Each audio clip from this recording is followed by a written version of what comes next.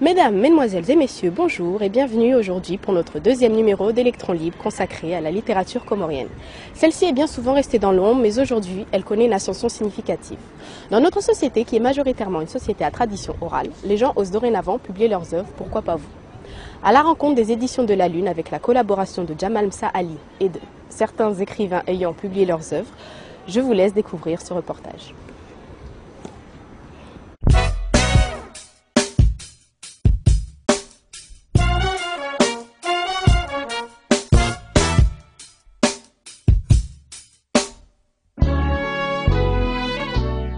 Une maison d'édition fonctionne d'une façon collective. Une maison d'édition, d'abord, il faut quelqu'un qui est responsable de la mise en œuvre de toutes les activités éditoriales. Mais il y a aussi, il faut qu'il y ait aussi des lecteurs, de ceux qui lisent le livre, qui donnent un avis sur les livres. Il y a aussi des correcteurs qui corrigent le livre, et puis des acteurs qui font la mise en page des livres.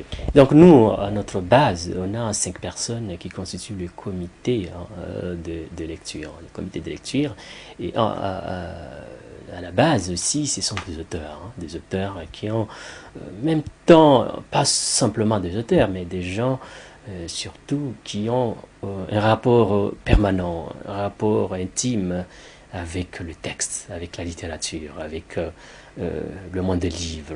Je n'ai pas choisi les éditions de la Lune. Il faut savoir que les éditions de la Lune, c'est une maison d'édition française, mais fondée par des Comoriens dont je fais partie.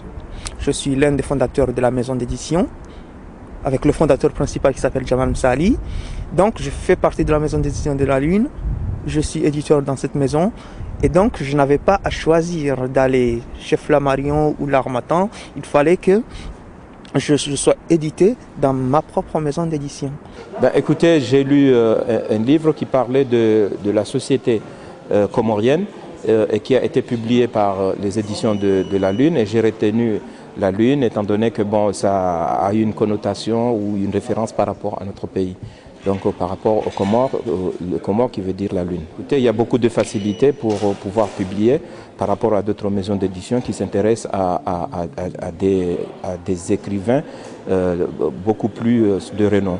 La littérature comorienne, si on peut dire, elle est récente. Et la place qu'elle a aujourd'hui dans notre société est moins importante parce que les gens ont un rapport avec la littérature, avec le livre, un rapport réticent, un peu relâché, un peu distant.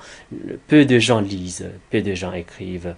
Et donc c'est une littérature jeune et émergente et qu'elle a à se développer, à se faire une place dans la vie de la société. La place de la littérature comorienne en France, je pense que c'est une place vraiment minime. Il ne faut pas se voiler la face.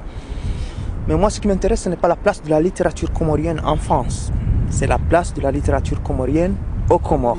La maison d'édition de la Lune, par exemple, c'est une maison d'édition qui a comme objectif principal de développer la littérature comorienne et de la donner son importance dans la société comorienne surtout, et d'aider les jeunes auteurs comoriens pour qu'ils publient leurs œuvres.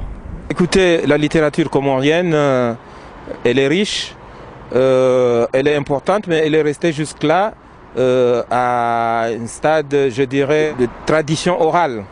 Donc, mais des efforts se déploient. Il y a des Comoriens qui ont réussi à se faire publier à travers Harmattan, à travers les éditions de la Lune, à Madagascar, à l'île Maurice, un peu partout dans le monde. Donc aujourd'hui, l'horizon d'attente est important et que les Comoriens qui ont des talents ont la possibilité de se faire publier.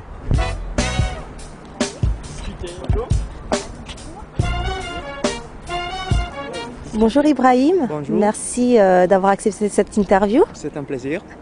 Alors tout d'abord, vous avez écrit un livre qui s'appelle Le Tam Tam des bannis.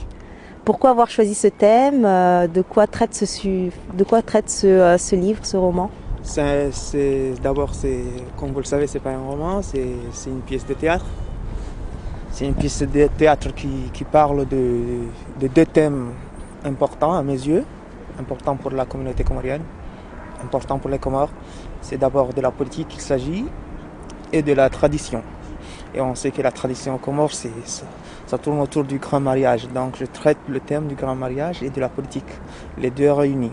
Moi, mon objectif, c'est de soulever les questions, de soulever le problème, d'inciter au débat, de parler de quelque chose qui nous concerne tous, le Handa. Et c'est pour cela que j'ai opté pour le théâtre. J'ai pensé que le théâtre, c'est mieux, parce que le théâtre, on peut faire une représentation sur scène. Le Comorien va se voir à travers le jeu des comédiens et ça sera, à mon sens, formidable. Il y a beaucoup de fiction, c'est surtout de la fiction, mais c'est sur des faits qu'on peut qualifier de réels. D'abord, c'est un livre qui relate des étapes importantes par rapport à l'histoire politique contemporaine des Comores. Donc, dans ce livre, nous avons parlé de la période précoloniale, nous avons parlé de la période coloniale, donc l'administration française, et nous avons mis l'accent surtout sur la question de Mayotte. Ceci étant, nous avons parlé des Comores indépendantes, donc les régimes qui se sont succédés depuis 1975 à nos jours.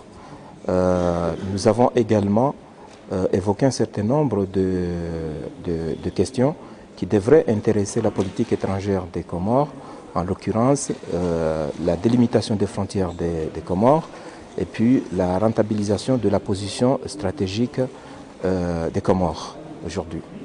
Voilà. Bref, ça c'est le message que j'ai voulu véhiculer.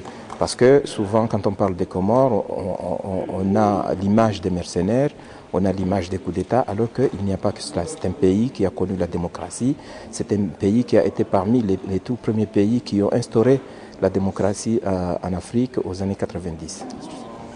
Écoutez, nous sommes issus d'une société à tradition orale, donc il fallait faire tout pour qu'il y ait des écrits, il fallait qu'il y ait des archives. Donc c'est la raison pour laquelle j'ai écrit ce livre, pour laisser des traces.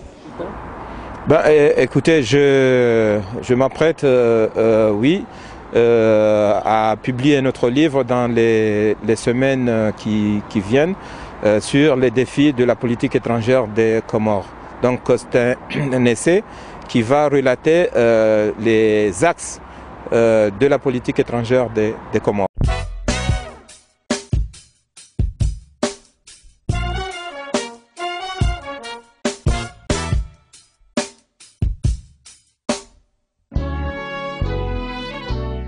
En espérant que ce reportage vous ait plu et que le message est passé, ce fut un plaisir de vous présenter ce deuxième numéro d'Électron Libre. Nous vous laissons la parole pour toute suggestion, toute remarque à l'adresse qui s'affiche en bas de votre écran, electronlibre@world4com.com. Merci et à bientôt sur World4com.